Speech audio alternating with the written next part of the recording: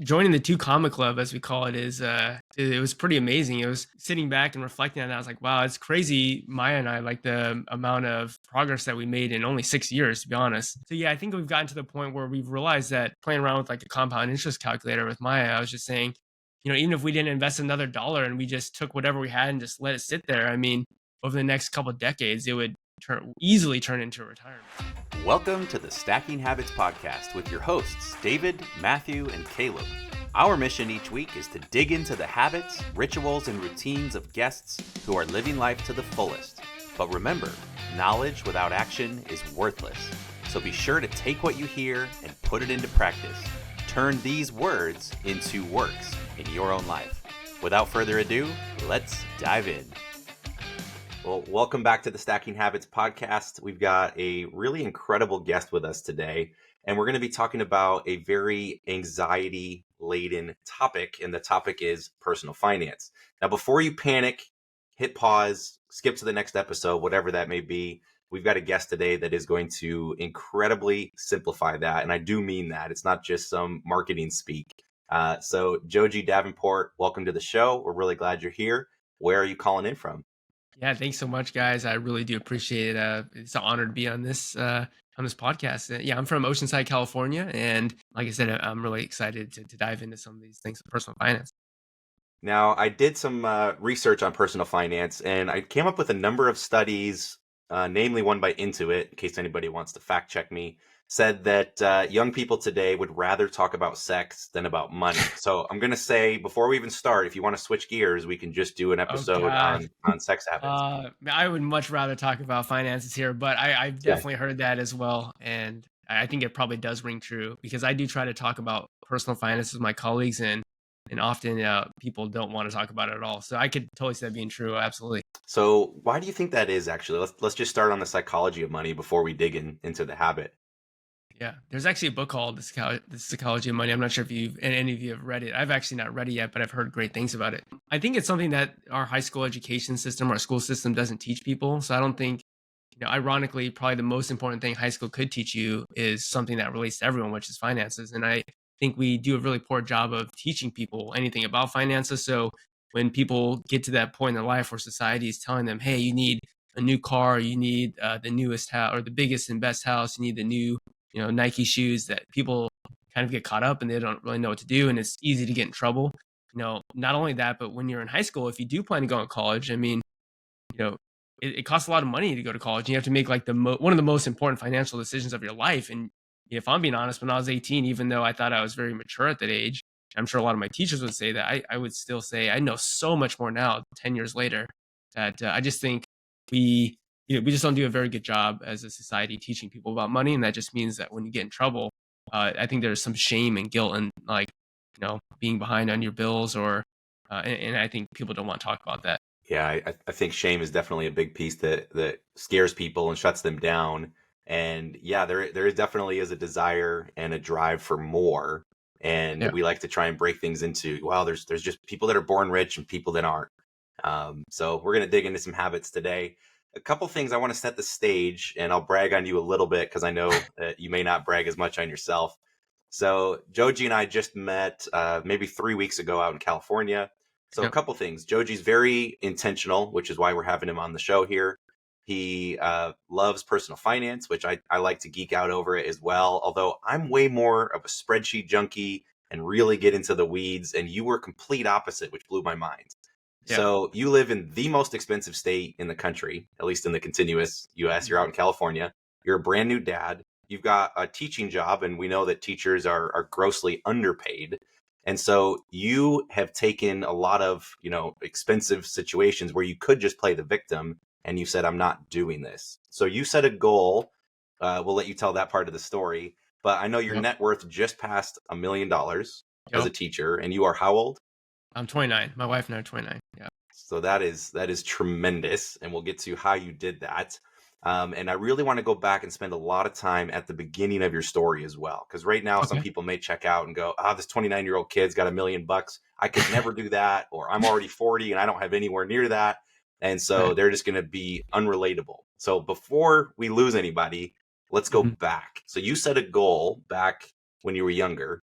Walk us through that, and where did that goal even come from? Yeah. Okay. So I'll start off with going into college. I didn't really know, like I say, I didn't know anything about anything, to be honest. I got a environmental science degree, graduated after 4 years at UC Riverside, and I came across selling books on YouTube. And so, the first person I had found was Steve Rakin, Rakin Profit. I found Caleb Roth, the book flipper community, and I really got heavy into flipping books on Amazon. So essentially, I started developing a side hustle while I was in school.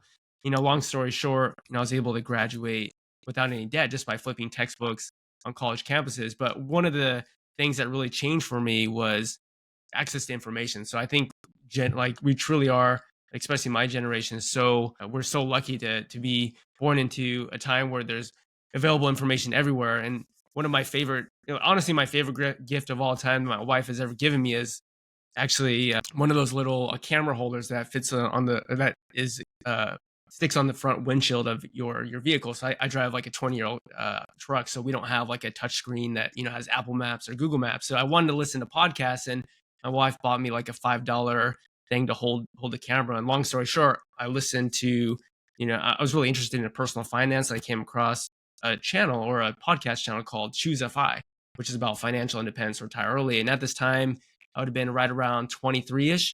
And it opened my eyes to this possibility of being able to save money and invest, so save money, live well below your means, invest money into like the S&P 500 over, not even that long of a time if you're saving a large percentage of your income. And, from that moment on, I just was really excited about this idea of potentially becoming financially independent, that it was even possible that at some point in your life, you could get to a point where, the interest on your investments, the earnings on your investments could just pay for your living expenses. So basically at 23, I set the goal. I was like, hey, by age 35, I'd love to get to a point where, we could retire, where if we really wanted to. And that, we can dive into that. It's definitely changed over the last now 6 years, which is crazy. Time just flew by with COVID as well. But yeah, that was the goal, was to try to hit a $2 million net worth by 35. I started at that point pretty much at zero, because like I said, I was able to graduate debt free by cash flowing my college by flipping textbooks on college campuses. But I really started from zero there, and of course I had tons of privileges. I don't want to sell that short. My parents didn't really make a ton of money, so I got a lot of financial aid. I got a lot of merit based scholarships for doing well in school and as well. But I was lucky to be able to not have too much debt and able to basically pay it off after I got my bachelor's and going into my master's degree. Basically, just cash flow my master's degree to get a teacher's education. So I guess long story is that I set that goal, try to hit by 35, hit a $2 million net worth. I figured that would be a good goal to start with. It's a phenomenal goal. Can you tell us why you picked $2 million? Yeah, so 2 million. So the way that the FIRE movement works is that you get to a point where your net worth, if you take if you take your annual expenses and multiply by 25, that's essentially the amount that you would need with a 4% withdrawal rate, which essentially is just saying that, if the stock market on average is supposed to grow at 7 to 8% per year after inflation, and you're always just taking out 4% per year, the idea is you like never touch your principal. So it was just like a calculation, just 25 times our expenses at that point in time. And that was a goal that I'd made years ago. So I'm not even sure exactly what that'd be. I think it would be maybe 40,000 or yeah. But in any case, it's $80,000 a year. 80,000. Yeah. $80,000. And like I said, my thought behind financial independence, retire early, has definitely changed over time, but that's kind of where that 2 million came up. Yeah. Love it. So let's just jump into the habit itself. So people are Yep. hearing that 23-year-olds, fortunately no debt. I know a lot of the Yep. country has college debt or credit card debt or auto debt. So that, like you said, that's a big step ahead, and you worked hard to get there. But there, of course, were some advantages you had being born into and being smart and all those other things. Yeah. But 23-year-old, no money, flash forward 6 years, and you're 29-year-old with $1 million net worth. So what was the habit, one single habit that got you there? Was it digging into spreadsheets? Was it selling foot picks online? Like, what got you to be able to do this? Yeah, I think there's a lot to talk about here. I'd say the number one thing was first living well below your means. So that's a habit that it's kind of something that I've had my whole life, honestly, where I've, going back, talk about my mom, she's somebody who's like one of those coupon cutters. So growing up, I always saw my mom and my grandma with these Tupperwares filed out with coupons. So it's kind of like something I learned from a really young age, just like observing them. But I've always kind of just been frugal, and living well below your means was something that is part of the financial independence movement. If you want to save like a large, if you want to retire early, you have to save a large percentage of your income there. So the idea Real quick, here was, real say quick. go. So like, what does that mean? Because like, I feel like that's kind of subjective, right? Like, I guess you need shelter and food and water, but like, what did well below your means mean for you? Like, were you eating canned soup and corn every day, or like, because that sounds horrible. I don't think anyone wants that. Yeah, it's a really good question. It just means being very intentful with how you spend your money. So spending your money on things that you actually value. I think a lot of people, including me, before I was really into this movement, was kind of just spending money not very thoughtfully. So you go out with your friends, you might spend money on things you don't truly enjoy. You might just be at the mall and you see some shoes, like, oh, those are nice shoes. Let me just buy them. I think it's a lot of these little things that add up over time that you kind of just get rid of because you truly figure out what you value most. So living well below your means. So in this case, my wife and I, we basically save about 75% of our income every month. And a large part of that is we've been able to increase our income substantially as well in the process, in the part of doing that. Going back to the habit though, living below your means is something that it just pays dividends, because if you think about, like, if you save half your income, then basically you could, every year that you work, I mean, you basically save a year's worth of living expenses. Like that's pretty crazy if you think about it. um I mean, that all makes sense. I mean, I think the concept sounds really good on paper, yeah, but yeah. then I'm just like thinking like it's painful to a certain degree, right? Like, what would you say that it's difficult? Was it difficult when you first started, like cutting down on your living expenses, or was the transition easier because you were a broke college kid and you just kind of didn't have that lifestyle creep? Like, what did that look like? Yeah, I think growing up, we just didn't really have a ton of money, so I think I just naturally couldn't really spend money on things, and I think I've just kept that mentality. Like, growing up, it wasn't like I could always ask for this toy, or like we could get this candy bar, or just little things like that. So I think I just, as life has gone on and I've made more money through my teaching job and my income, and from side hustles, I kind of always just had this mentality where it's like, this is not really something that I need per se, so I don't need to buy it. I mean, I guess what I could say is, like, so many things that I have in my life are things that I've not necessarily had to pay for because I've found other ways to get them. I guess I would just say that it's not it could easily be a life of, how do I say this? A life of sacrifice, but it's, to me, it's more of like a life of living with intent and being really really thoughtful with what you actually value and saving money for those things. So it's not like I don't spend money. It's just that I spend money on things that actually really do matter, or that matter to me per se. And all these other things that most people spend money on, like, I'm sure if we had a conversation about some of the things that maybe you guys all spend money on, I'd be like, oh yeah, I don't spend money on that. Like, I'm a high school teacher. I have every Friday, I do this thing called Finance Friday where I teach kids about the concept.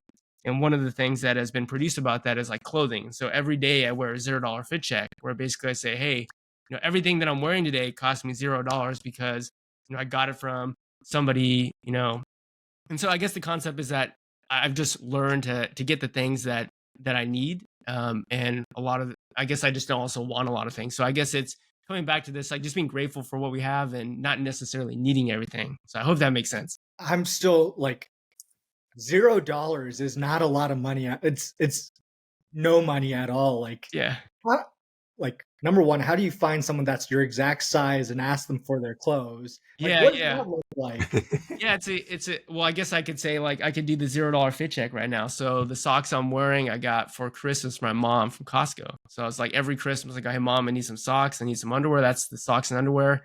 And I can go from the pants. My wife got these pants that I'm wearing a few years ago for Christmas. And so, I mean, you could argue that your wife paid for it, but the point is, like, this wasn't something that I went out and bought at, let's say the mall, or went online to buy them. So the shirt was also a back to school gift from my wife a couple years ago. This jacket is probably at least 5 years old that my wife had given me as well.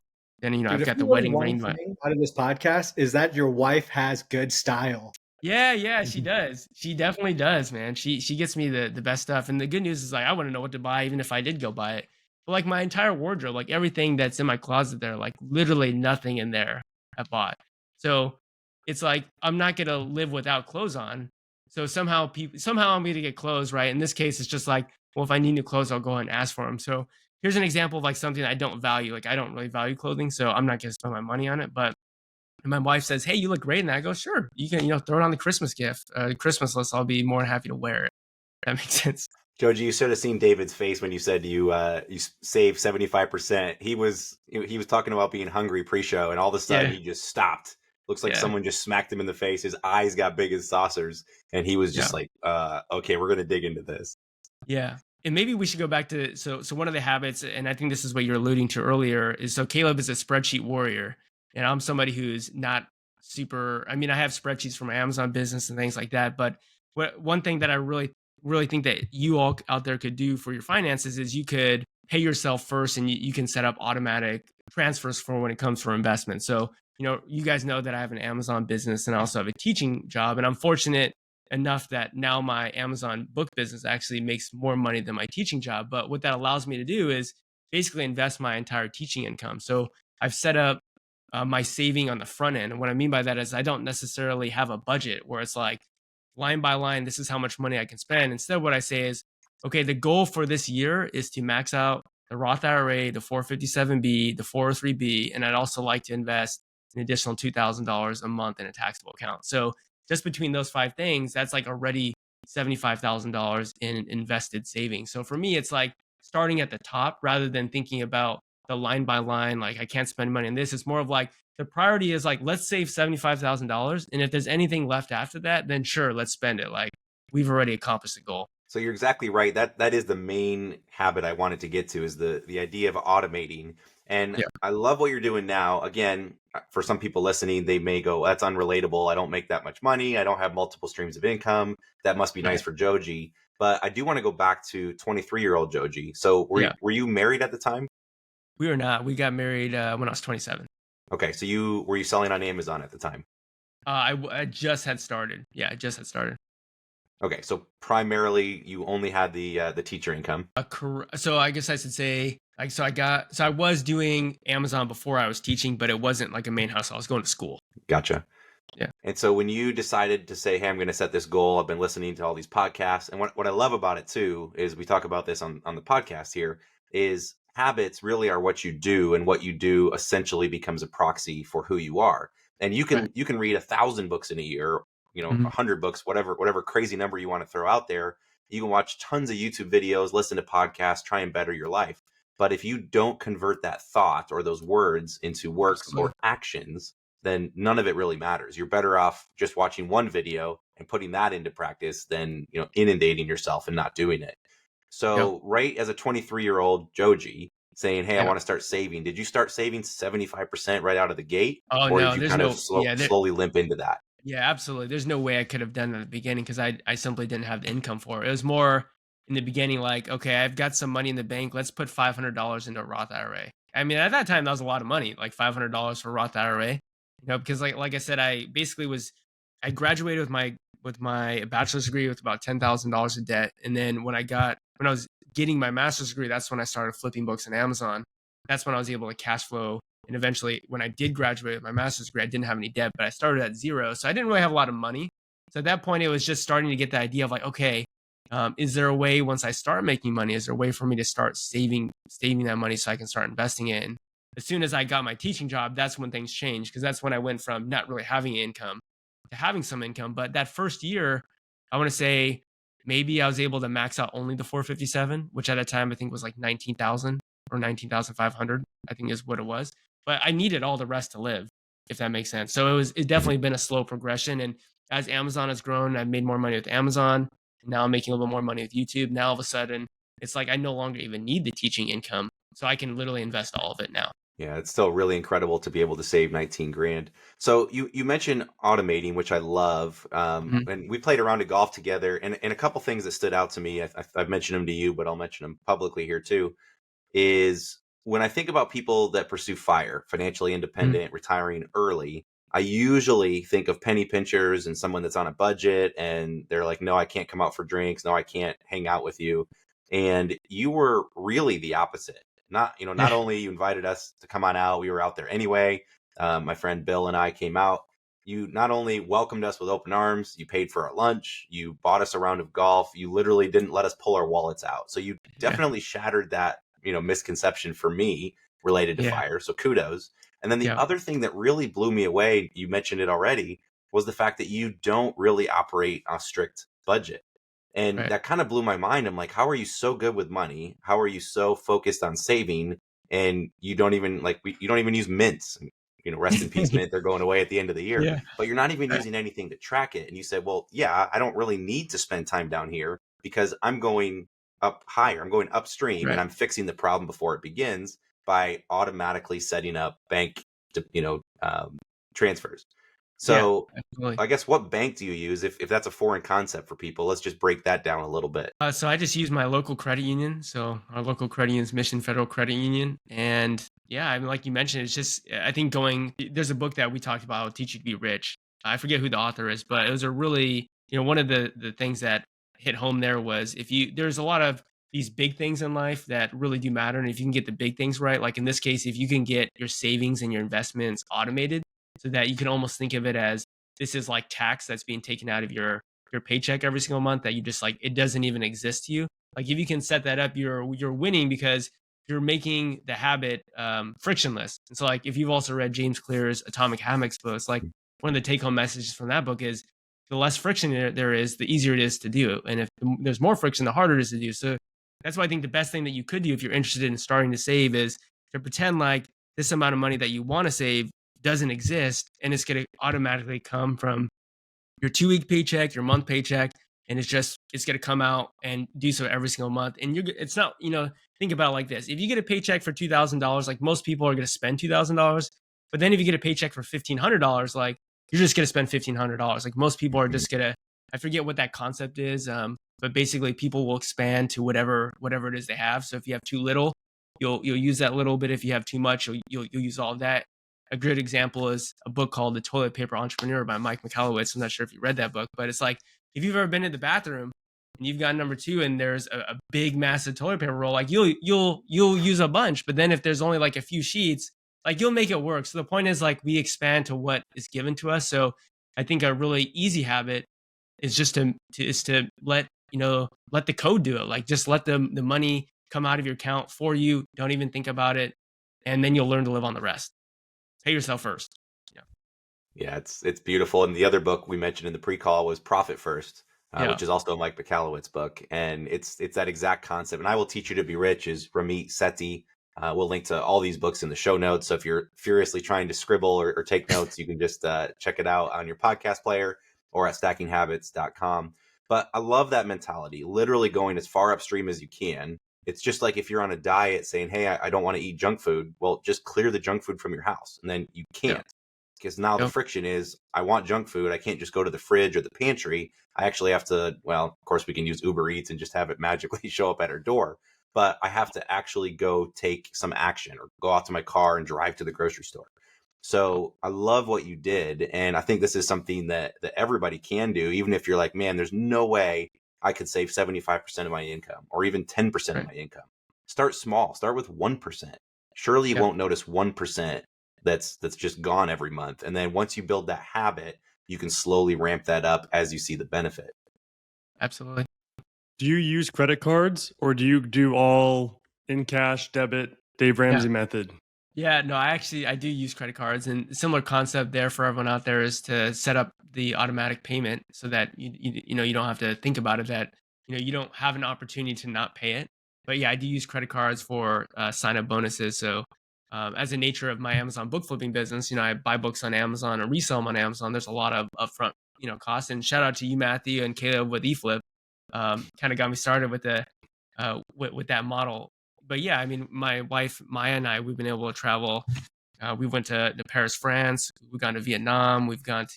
I went to Miami. We've gone to San Francisco. We've gone to Hawaii. We've gone to Costa Rica, and all of that's been paid for with credit card rewards, travel points. So yeah, I definitely do it for the rewards points. But again, have automatic payments set up, making sure that whatever I'm spending is actually like I have money for it. Like I don't carry a balance, or I definitely don't let the credit card company win. If that makes sense. Yeah, no, absolutely. you- Sorry, you go. What investment accounts did you start with back when you were 23? You mentioned 2 different accounts back when you were 23. I was curious if you've kept those same accounts or if you've changed your strategies a lot since then with the original investment accounts you kind of started with. Yeah, so when I started listening to Choose FI podcast, I think it was like episode 10 or 12, there was an episode called The Unfair Advantage of Being a Teacher. And the guest there is called the Millionaire Teacher. He basically said that, hey, educators and anyone who works for the government has the option to invest in a 403B and a 457B. So if you work for the private industry, you only actually have the possibility to invest in a 401k, but a 403b and a 457b, you can invest in both of those. Not only that, the 457b is the only retirement plan that you can actually take money out of without an early withdrawal penalty as long as you sever ties with your employer. And so that was like one of the biggest plans for his early retirement was investing in the 457. So that was always my priority, was to invest in the 457b because of that. And the goal was to the way that he thought about it was to fill up all your buckets. And what he meant by that is you have all these pre-tax buckets. You got the 457, the 403b. So if you could fill those up and reduce your taxable income a lot, then you can move a lot of the money to your side of the ledger. That's like the way that he put it. I thought that was a really interesting way to think about it. But I started with obviously the Roth IRA. I think that's just the best option to go max out the Roth IRA. And then after I maxed out the Roth IRA, I went for the 457 for that reason. And then once I got to the point where I could max out the 457B, and again, this wasn't like the first year, it took a few years to get there. Then I started putting in money into the 403B. And then once I was able to max out that, then also include just a normal brokerage and normal taxable account. Do you have Gotcha. any sort of like rainy day fund, like six month savings? Yeah, that's so in my checking account, I usually carry about $20,000. That's kind of like what I keep the base level at. And then once I get like over 20,000, that's where I'm like, okay, let's take some of that money and go put it in like a taxable account. So I keep that as kind of like a rainy day fund. But the good news as well is that most of the time, if you have a rainy day fund, like you could put it on a credit card if you need to. I mean, I could always liquidate assets if I needed to, but I usually keep about $20,000, which right now my wife and I live right around like 3,500 to 4,000 per month. So that's about like 4 or so months worth of living. I mean, it looks really nice around you. Is it a house or apartment? This is a one bedroom, one bathroom apartment. We pay 1620 a month. So we actually got a really good deal in our area. So it's $1,620. So yeah, we don't own a house. So we just pay for one bed, one bath. Is that strategic? Because I'm guessing like with how much you're saving, you could have easily saved up and purchased a house if you wanted to. Was that strategic to move into an apartment? We actually would like to buy a house here in the near future. I think a lot of it was we were on the sidelines thinking, wow, houses are becoming so expensive. Maybe they'll come down in the future. So it's kind of like we've had the money to pull the trigger, but we've kind of just been on the side thinking like houses are just overinflated here. And I think we're getting to the point where we realize that that's probably not the case.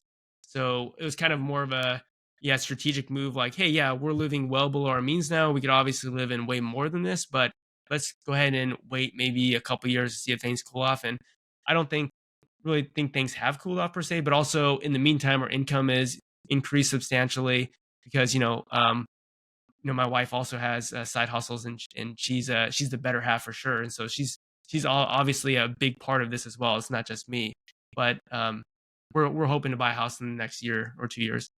I heard something a little while back that was really interesting where, when you're comparing renting versus owning, Yeah. um, the rent that you pay each month Mhm. is the most that you'll pay for Yeah. your living. Exactly. Absolutely. Whereas when you buy, the monthly payment is the minimum It's the that you'll lowest. pay. Yeah. It's the lowest you'll pay. Yeah. And so Absolutely. I wasn't sure if, I own my place and it's a condo. And so like the HOA covers everything, but each year the assessments go up and, Yeah. there are all these other things that I don't have direct control over. And sometimes I wonder if it would have been better if I just, moved into an apartment Uh-huh. and just had that sort of stability and, just kind of like not really have to worry about, things breaking around me. Yeah, I would say a lot of people in my life had always encouraged me to buy a house. They said, you're throwing away money every month. And in reality, I'm paying significantly less in the short term because, what I would have paid for taxes and insurance and a mortgage is well more than what I'm paying for rent. And also that difference, I'm actually saving and investing. So I think that's the big key there.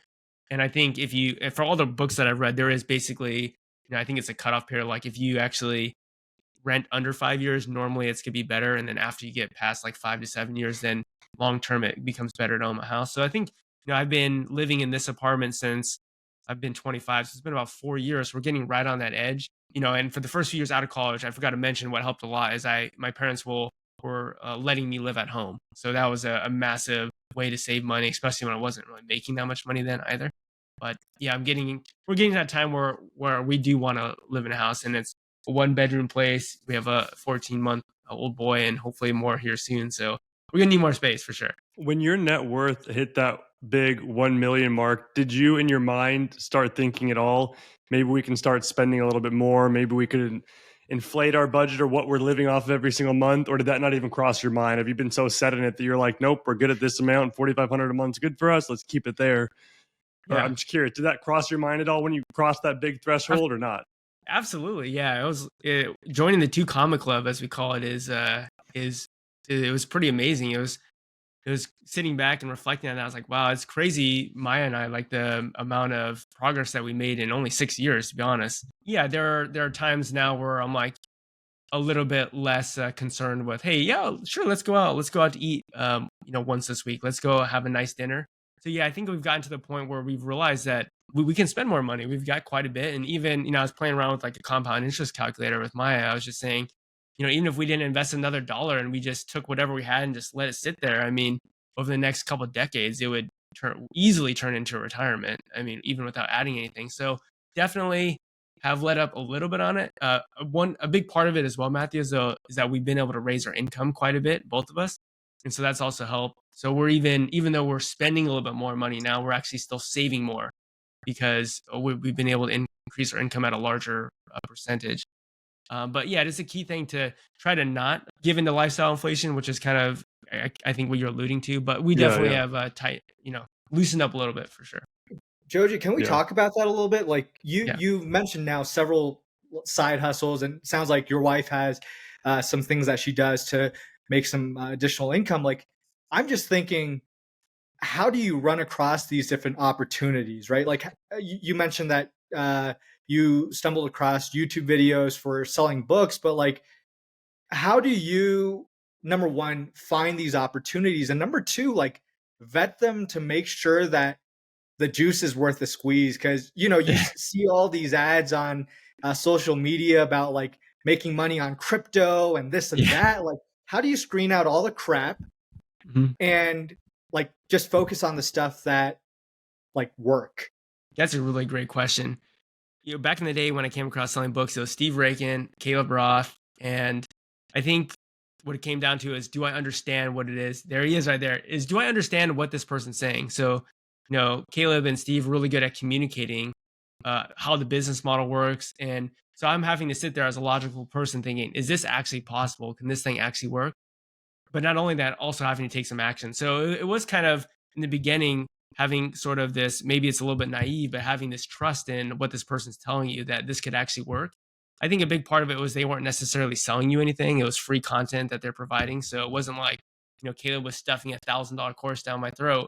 It's kind of like, Caleb just giving all this free information about how to read Kiba graphs. And I find myself to be an analytical person. So it was kind of just trying it out and seeing if it worked. And, so there's selling books on Amazon, there's merch by Amazon, now the Amazon influencer program. So, Matthew just came out with a great video. Go check out that video if you guys want to learn about the Amazon influencer program. But I think it was just having faith that the person across the screen was not lying to you.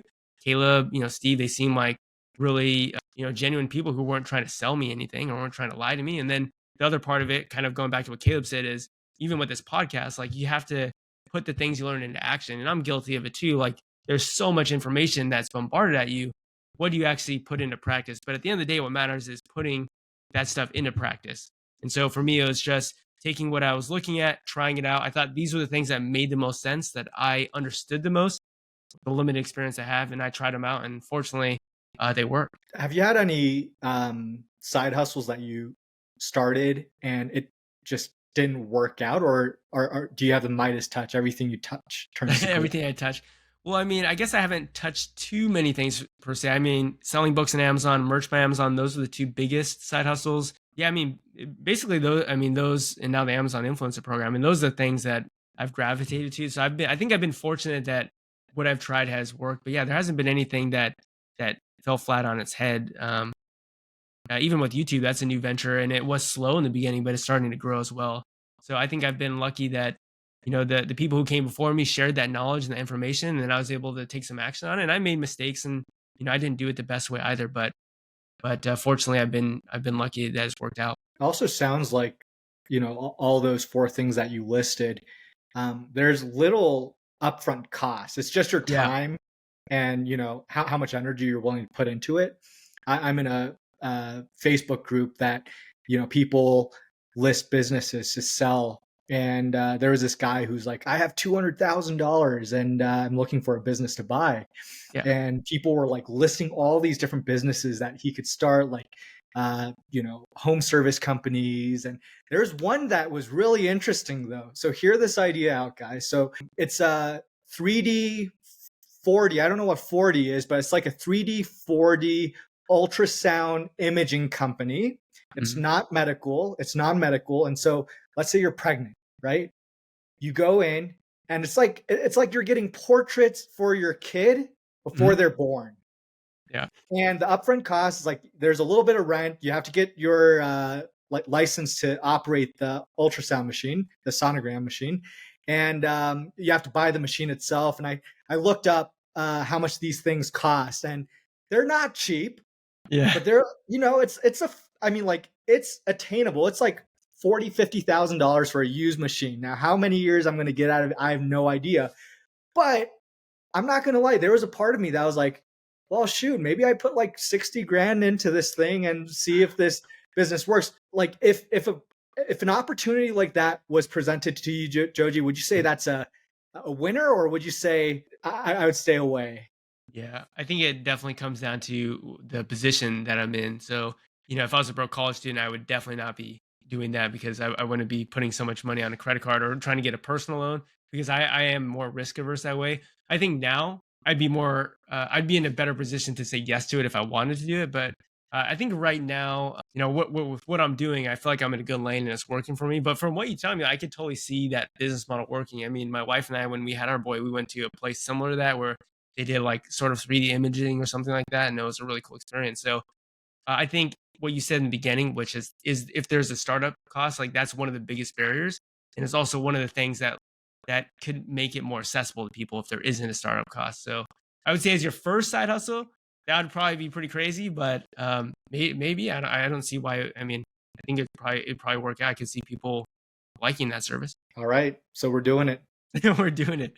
All four of us. David, we're all. That's the next thing, right? Yeah. Well, David, we did the same thing. We went into one of those, and it was really nice. It was kind of cute. They set it up, nice paint job, some stuffed animals. Kind of felt like a family setup, but it was literally just a small office in a strip mall. And we went in, cash payment. No insurance, none of that. I think I don't know what it was, $80, $100, and went in, got the imaging. They're not really giving you vitals. And one thing they did that was pretty cool was it was included in the price. So we, overpaid for it or whatever, but they gave us a little stuffed animal and they put like a sound chip in there with baby's heartbeat. Oh, that's So cool. we could like push the button on the animal and hear that. So it was pretty good. It's, you're only going to do it one time. I'm not going back in unless we have more kids down the road, then maybe we do that too. And they save money by using the same heartbeat chip for all the different animals. Exactly. It's the same person. It's the same baby. Man, There's one baby out there. Yeah. There's like a level of virality to it too, right? Like I feel like people have kids around the same time that their friends have kids. And so like you share your photos with your friends and it's like, this is my baby. Like if your friend is pregnant, they're going to be like, I'm going to do that. Where'd you get that? Yeah. Absolutely. The only downside to this, David, is the birth rate is declining in America, but most countries around the world too. So I don't know if you're going to get a lot of venture capital in a declining market. So we might need to shift gears there. Yeah, do it in Africa. Joji, one of the things, an interesting parallel that just kind of popped into my head. Our third episode, it was just the three of us. We didn't bring a guest on, and we talked through just kind of a postmortem on running our software company and shared that story. So if you have missed that one, go check it out. It's pretty fun. We kind of went back and just asked some of the questions. What knowing now what would we do differently. Yep. But the main habit that actually came out of there, we didn't have it preset. We just kind of opened up the dialogue and saw what came out of it. But the habit that surfaced was the idea of playing offense. And I think that applies to finances as well. And I'm hearing lots of elements of it from your story. Here's what Yep. I mean by it. When we were running the software business, it's really easy to start playing defense and, just trying to take care of every customer and serve everybody's needs and worry what the competition is doing instead of saying, where do we want to go? And then figuring out Right. how to go there. And I think when it comes to budgets, most people don't want to do a budget. They'd rather go see the dentist, or again, we talk about sex than talk about money, because a budget might actually reveal where your struggles are. And then you actually have to look in the mirror and figure out, are you going to change your behavior? But the Yep. other downside of having a budget is it forces you to play defense. And now you're saying, how much should I spend at restaurants versus grocery stores versus clothing versus whatever? And there's only so much defense you can play. You can only whittle away your expenses so much before you just simply can't live or can't eat. So I love what you did by changing that. And I don't know if you saw that or kind of feel this along the way, but you're playing offense by saying, I am going to save first, that idea of profit first. I'm going to pay Yep. myself first. Once you set that habit up, you and your wife now have figured out multiple different avenues to probably get raises at work. I'm sure you're doing a great job teaching. You've also Thanks. added significant side hustles that have now eclipsed what you're making. And so by playing offense, you have now, like, you've changed the game, and you've actually now started to find more ways to win. And by that offense number is, how much can I save? And every year you're trying to grow and grow and grow that. And by default, instead of raising your standard of living and raising your burn rate to be alive, you're actually raising that savings rate. So how does that resonate with you? I'll just Yeah. stop talking and Yeah. pass it over. No. Yeah. You said that beautifully. There's in the financial independence space, there's somebody who's very popular. I'm sure you guys have, some of you may have heard of him. He's called Mr. Money Mustache. Not sure if you guys have heard of him, but he has this one blog article called The Shockingly Simple Math Behind Early Retirement. And it basically just goes into the fact that when you retire, it's just a function of your savings rate based upon your income. And the reason why I bring that up is because I think if you think long term about where you want to be and when, what it is that you want to do with your life, like let's say you sit down with your significant other right now and you like genuinely ask yourself, like, where do you want to be when you're 65? Like, do you still want to be working? Would you like to retire at 55 or 60? Well, it's just a math equation. It's just, okay, well, what percentage of my income do I need to save to retire in 20 years? Well, it's just literally a math equation. So once you can figure out what it is that you truly want, let's say when it is that you want to be financially independent, where you technically no longer need to work again, then you can start playing the offense with going and saying, okay, well, how do I get there? So I think maybe starting with the end in mind, which is, here's what I want to be in this many years, and then going backwards and thinking, okay, to get there, I have to save 45% of my income. How is that going to happen? Then you can start, probably like the easiest thing to do is cut out the stuff in your life that you spend frivolously on things that that don't really truly give you value. I could guarantee you that anyone could look around their house and look at what you would call junk now, things that you would fire sale at a garage sale for $1, because you're just like, well, why do I have this thing? This thing gives me no value, right? So I'm thinking, the first thing that you could do is you could start to think about how you can cut out some of those things. But Caleb is right. There's a limit to how much you can cut, right? So maybe in the beginning it makes sense to just get rid of some of those basic things that don't give you value. But then after that, think, okay, if I want to reach a 40% savings rate, and I'm only able to save this much right now. Now I have to play offense. I have to actually figure out, okay, how can I start increasing my income so I could get to that point so I can start saving that percentage. But yeah, it resonates a lot with me. I think, like we said about the friction thing, the less friction you can have, the easier it is for you to be able to accomplish that goal.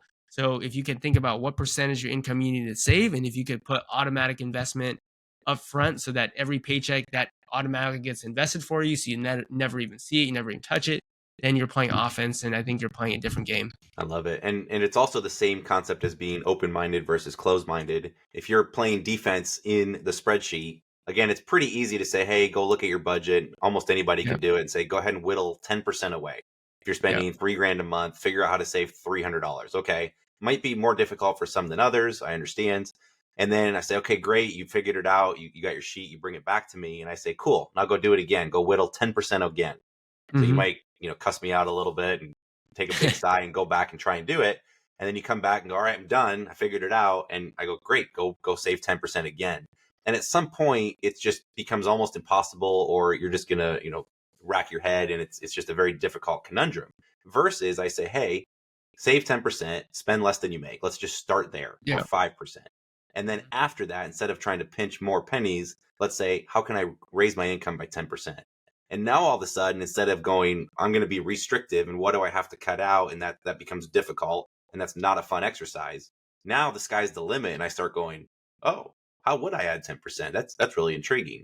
And I think you're a perfect example of someone who kind of took that offensive, in a good way, offense mentality, not an offensive, and Yeah. went and did something with it. Yeah, absolutely. So I love- practically, go ahead, David. I was going to say, I love that concept of just like pretty much removing it from your site. And so Yeah. that way you don't end up spending it. Real quick, just quick tangent. So you run a side hustle like business. You probably have like a different separate account for your business Yeah. as well. Absolutely. Do you have like sort of the profit first thing where you remove a percentage of your profits first as well? Yeah, absolutely. So I follow the profit first system. So I have a separate bank account that has basically 6 accounts in it. So every 2 weeks I get an Amazon paycheck, and that goes into what's called an income account. And the first thing that I'll do with income is I'll deduct the cost of goods sold. So I have a spreadsheet. So Caleb will appreciate that. I got a spreadsheet so I know with what it's actually sold, like of that income, what of that income was actually cost of goods sold. So like let's say I make a $5,000 paycheck from Amazon. Realistically, that was maybe like $1,500 worth of buy cost. So I'll go ahead and subtract that $1,500 out and put it in the account called cost of goods sold. And then what you have left over is something called real revenue. And that's like the actual money that you made. And yeah, the first thing that you do is 5%. I use 5%. That goes to the profit account. And the profit is the dividend that I pay myself at the end of every quarter. So the first 5% of the money I make goes right towards myself in the form of being a profitable business. It goes right towards the dividend that I'll receive. And then right after that, 55% goes into owner's compensation, which is the salary that I'll pay myself. And going back to the living below your means, with every paycheck putting 55% of the real revenue into my owner's salary, but I only will take a $3,000 monthly check. So that owner's compensation account just grows and grows and grows, has way more money in it. And that's like one way that I can make my income stable. Because, if you sell books, there's multiple, like there's textbook season and there's other seasonality. But yeah, the idea is you go profit, owner's compensation, then you go to operating expenses, then you go to taxes, and then you can reinvest back to cost of goods sold if you want. But it's the same process. It's like it's so much easier to save money if the money is gone up front, rather than if you're like, okay, I have all this money, how am I going to save the money? How am I going to allocate to, if you can just take the money that's coming in and just automatically put it somewhere so that you never see it. It's the same sort of analogy of like a toilet paper roll. Like if someone just says, here you go, David, here's a toilet paper roll. You have 15 sheets on the toilet paper roll. Like, they're going to make it work. It's going to have to happen somehow. So I think that's the way I think about it. Dude, I think you might have changed my life because like something about this is just clicking. And I'm just Okay. like, it's so simple. Because I've used Mint too, and I'll be the first to admit I am not the best with money. Yeah. This is a $200 outfit right here. Your $200 outfit, right? The sweatshirt was a gift from my sister, so this was Okay. zero. Nice. But yeah, it's really resonating. Cool, man. Yeah. Next time I'll see you in person, I'll give you a fit check. So my students always give me a fit check every day. So all you guys, can I get a fit check real quick? That'd be So great. the goal is to always have $0 fit check on. So And David, one thing you could do. So again, I tend to get too stuck the other side of the pendulum where I'm analyzing, and I don't need to. I don't actually set specific budgets, but I do want to know where the dollars are going and just try and make sure that we're not creeping up too much. So I do have a target number each month that we try and stay below. If we go through it, it happens. I don't beat myself up over it, but it does start to lead to some stress, because if you are consistently spending more than you want to or what you're making, then you're not living the life that you told yourself you wanted to live. And so one simple way to do it, if the budgets or Mint or whatever the replacement ones are that you're going to jump into, or maybe not, just set that threshold like Joji said. Figure out what that amount of slop or wiggle room is. Maybe it's $10,000, maybe it's $20,000, maybe it's $5,000. And just all you want to do at the end of the month is just say, this account should have 10 grand in it. And whatever you pay yourself as a salary and then whatever you spend, you just want to make sure that you still have 10 grand at the end of each month. And that's just a very, very simple, poor man's way to budget and just say, am I doing okay? And still have some wiggle room to mess up a bit. absolutely. It's a forced savings plan, essentially, is the way I think about it. Yeah, that's what I was gonna say, 'cause sometimes I feel like an animal, like Black Friday, I'm just like eating up all the deals, right? Yeah. And it's a lot easier when you have $0. I mean, I feel like I almost even need to hide that slop, like in a secret, like put that money under my mattress, right? Like what Right. I need to see is like if my account hits 0, I cannot spend anymore. And Uh-huh. so, yeah, I think I have to be a little bit extreme. Like, I'm a huge fan of the fire movement too, and similar to you, Joji. When I was 20 years old, I was working at a coffee shop at the time, and there was a financial planner that used to come in every night at 8 p.m. and ordered like a double mocha. Yeah. And he would come in. I would talk to him about, like the services that he offers, and he was gracious enough to draft up a plan for me. And I said, "Hey, I want to retire by 30." So it's Yeah. very similar to you, where it's like people tend to think like 10 years. That Yeah. last guest too, Brad, he thought in 10-year increments as well. But I was 20, and I was like, I want to retire by 30. Yeah. And he asked, "How much money do you want each month?" And I think at the time I put down, like, I said, I need $50,000 or 60,000, I forget. And my withdrawal rate was a little bit lower. I wanted to be a little bit more conservative, so I think it Right. was like 3%. But he was like, $2.8 million is what you need. Yeah. And so, like, I remember like not knowing how I was going to get that money, but Yeah. knowing that that was my goal. And I don't want to say whether I hit that goal at 30. I actually didn't hit that goal at 30. But, the entire idea of like being financially independent and being able to do the work that you actually want to do rather than doing the work because you have to do it is Yeah. so appealing to me. But then you see a great sale and then you get sidetracked and you get distracted. And so like this idea of like paying yourself first, like almost like paying your future self first and respecting that future version of yourself enough to pull that money out first. Yeah. It's like such a brilliant. I wish I spoke to you like 20 years ago, man. 20 years ago. Well, one of the cool things about the retirement accounts as well, like the pre-tax or any retirement account, really, is you can't even pull the money out unless, I mean, you get charged early withdrawal penalty, but it's another layer where the government's like, hey, once this money is invested, it's for your future self. So the good Adding news is, friction. yeah, exactly. Yeah.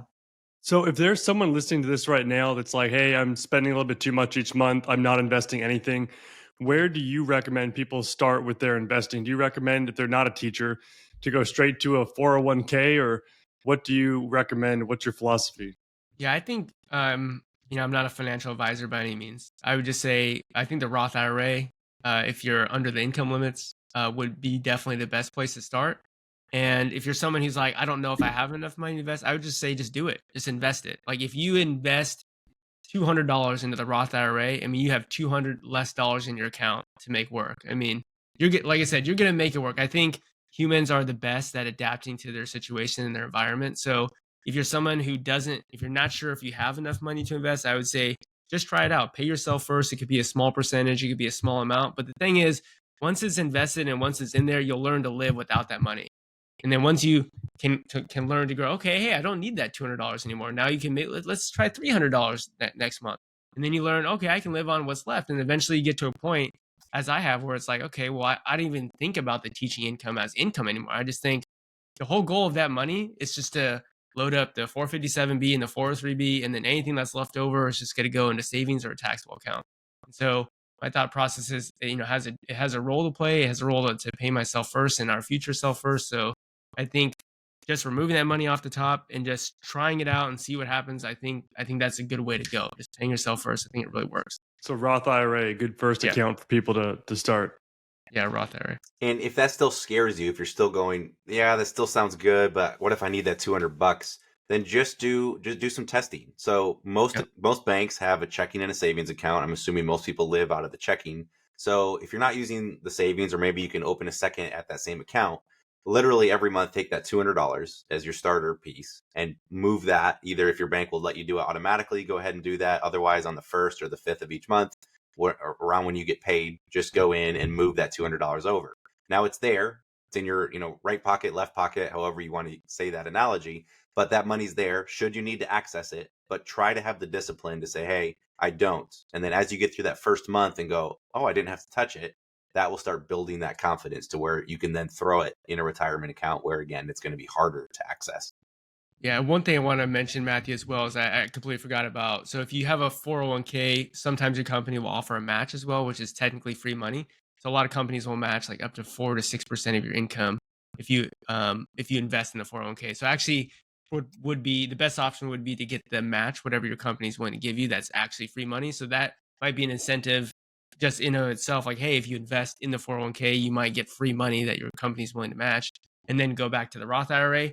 I would recommend maxing out the Roth IRA just because you have more investment choices for whatever it is you want to invest in, and then going back to the 401k and then capping that out. But again, depending on where people are, that might seem completely crazy. Like some people might even think like, how is it even possible to invest anything at all? So I think going back to what Caleb had just mentioned would be a really good starting point as well. Again, like we used to say in the book space, just find a way to get started. It's really easy to get stuck in all the analysis. But there's very, especially if you're just moving it from a checking to a savings, it's very easy to go back and just undo it if it's not for you, right? Or if you're really concerned about it. So just get started, find a way to set something aside, even if it's, $50 or $25, just get that habit. Once that habit is built, it's much easier to build and improve upon it than it is just to start cold turkey and say, I got to save $500 or $1,000 a month. And that just seems so far out there and so wildly unattainable that you won't jump in and do it. So Absolutely. As always, just get started. Get started. Yep. Well, Joji, thanks so much for your time. I love your enthusiasm and your passion. Thank you for not being cheap when we were out there. I really loved meeting you in person, and hopefully that won't be our last time bumping elbows or hitting golf balls for that matter. Yeah, it definitely won't be. And that goes to for all three of you. If you're ever in San Diego, California, let me know. I'd be happy to take you out and pay for your dinner and your meal and just pick your brain. You cannot afford the number of balls I'm going to lose. Oh, don't worry. Don't worry. I'm one of those guys who, I'll take a peek over in the bushes over there. There'll be a few balls. So now that you told me that, I'll save a few balls for you. How about that? All right. Sounds good. Perfect. And Joji, you mentioned a YouTube channel. I know you share some content about Amazon and books. Do you also talk about personal finance? That's kind of how the YouTube channel originated. I've kind of strayed away from that because, I didn't, in the beginning, wasn't really getting any traction with that. So the YouTube channel is about flipping books. Maybe in the future, I'll do something along those lines. But yeah, I have a YouTube channel of, showing you how you can sell textbooks and sell just, books on Amazon in general as a side hustle. And I also have an Instagram with that as well. So you could just find me at Joji Davenport. It's Joji and then Davenport on YouTube and Instagram. Yep. Thanks for the shout out, guys. We will link to those in the show notes as well. Well, Joji, thanks again for coming. And for everybody listening, we will catch you next week. Thank you guys. Thank you so much.